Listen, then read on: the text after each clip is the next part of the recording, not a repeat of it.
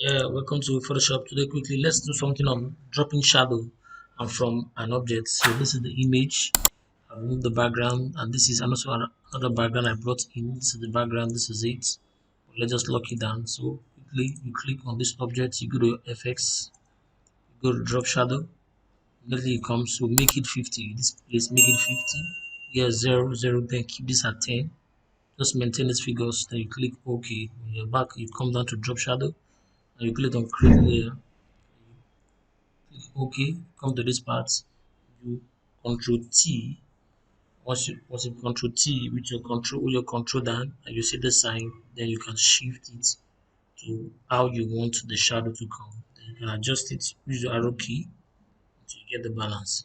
So thank you, please subscribe to our channels and see you more.